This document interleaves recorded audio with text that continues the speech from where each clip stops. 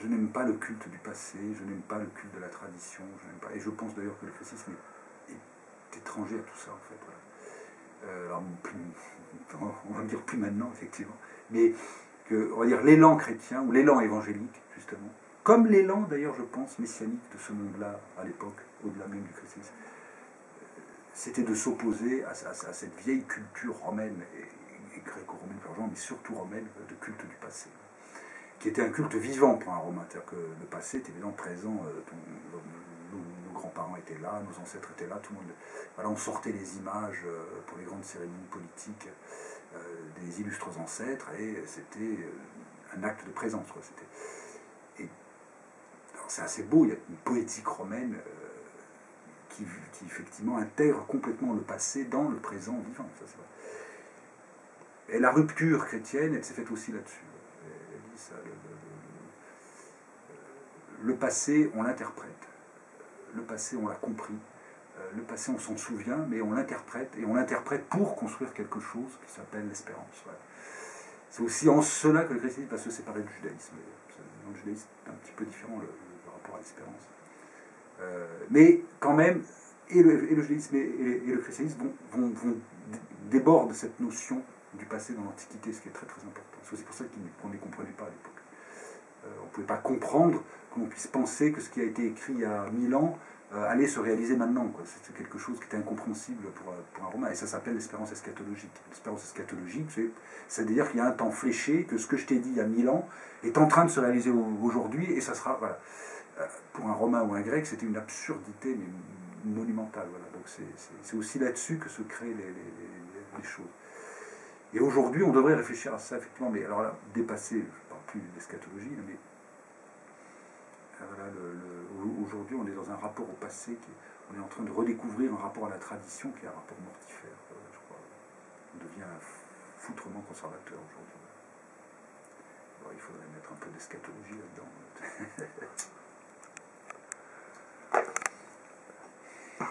C'est-à-dire, ça ne sert à rien de garder les choses. Les choses se transforment tout le temps. Donc on ne garde rien. Ce qu'on croit garder, ce qu'on appelle le passé, c'est une invention. Et c'est beau, d'ailleurs, mais c'est une invention. Et même, c'est exactement ce que dit mot pour mot à la fin du temps retrouvé Marcel Proust. Le passé, ça n'existait pas. C'est moi qui l'ai inventé pour écrire l'œuvre qui arrive. Et donc, si le passé existe, c'est parce qu'il y a ce futur de l'œuvre qui est... ça, c'est très juif et c'est très chrétien. J'avais à l'idée un jour d'écrire un petit récit sur la chute de Rome. La chute de Rome, parce que elle symbolise quand même mais elle symbolise, c'est comme ces dates symboliques. Rome n'a pas été détruite, hein, Rome existait après, il y a encore eu des empereurs à Rome après 410, mais le sac de Rome en 410 a été un traumatisme dans le monde chrétien précis, dans le monde romain, mais aussi dans le monde chrétien. D'abord parce qu'en 410, l'Empire est déjà assez fortement christianisé, hein, et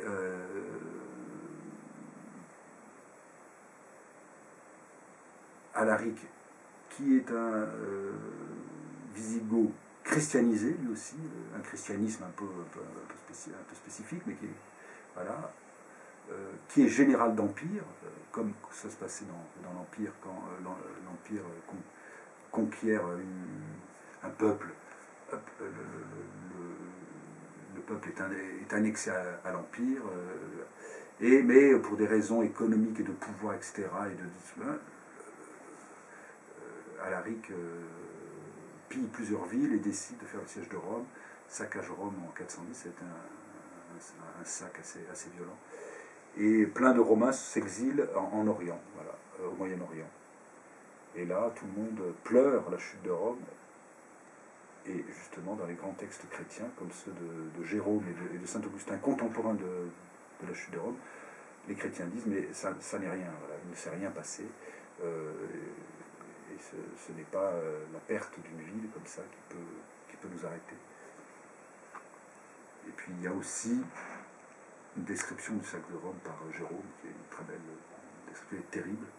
Il va retenir un détail très précis, parce que comme dans tous les mises à sac de ville, on raconte qu'il y a eu des cas d'anthropophagie.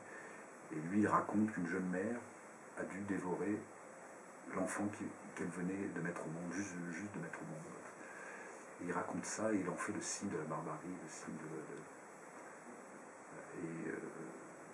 et la chute de Rome va longtemps devenir le symbole du début de l'Empire chrétien. J'essaie de montrer qu'en quoi c'est un récit encore un peu inventé, enfin un récit. Donc d'abord, ça a une vraie raison presque théologique, puisque l'apparition, dans les évangiles, l'apparition de Jésus reconnu comme Christ se fait au début de l'évangile par un individu qui s'appelle Jean-Baptiste. Et que dit Jean-Baptiste quand il voit arriver Jésus? Il dit voici l'agneau.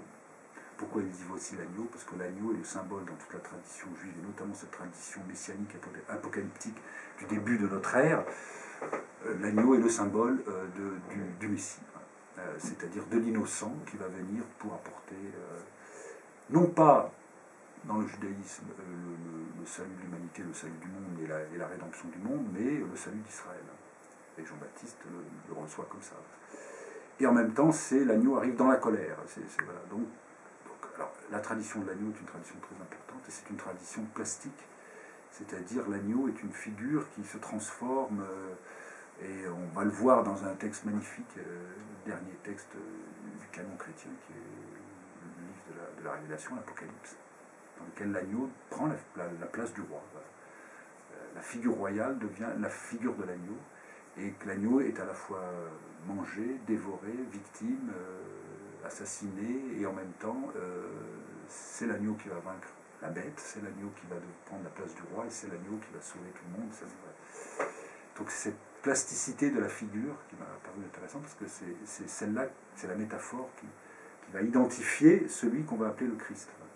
C'est la métaphore de l'agneau qui identifie le Messie. C'est pour ça que c'était une figure très importante. Alors pourquoi sexy? Parce qu'il y a un très beau vers d'Allen Ginsberg dans un poème qui parle de la révolution de l'agneau sexy, the revolution of the sexy lamb. On fait allusion au christianisme. Et effectivement, c'est la révolution. Alors pourquoi sexy? Parce que cet agneau est forcément hyper séduisant. Voilà. Et Jésus, dans les évangiles, est décrit comme quelqu'un d'extrêmement séduisant. Non pas tellement physiquement, on ne le décrit jamais physiquement, mais comme personne. Voilà. Et puis, toute la représentation chrétienne du Christ va être une représentation érotisée maximum. Enfin, d'un jeune homme presque toujours nu, voilà, représenté à la fois comme victime et roi, comme séducteur et inaccessible. Donc cette figure du Messie, le christianisme en fait effectivement une sorte de sexe, d'agneau à la fois sexuel, séduisant, inatteignable et en même temps universel. C'est l'âme, ça aussi, c'est un titre un peu rock'n'roll. Et pourquoi? Parce que c'est quelque chose qui m'est venu en essayant de vouloir faire comprendre ce qui a bien pu se passer avec ce rapport à la fois au langage et à la nouveauté, et en même temps à la reprise, parce que le christianisme est né de devenir une formidable entreprise de recyclage. Donc c'est un peu violent de dire ça, mais c'est la littérature chrétienne née de reprendre sur des accords différents, sur des modulations différentes, avec des accents différents, avec des combinaisons différentes, non seulement les écritures anciennes, les écritures juives, mais aussi les thématiques de toute cette théologie, par exemple toute la thématique du messianisme. Le christianisme se l'accapare, mais il la déplace complètement. Ça m'a fait penser, effectivement, et c'est pareil dans le langage, puisque lorsque Paul écrit ses premières lettres, quand les premières communautés écrivent des évangiles, ils se servent d'un langage déjà existant et ils le détournent. Voilà.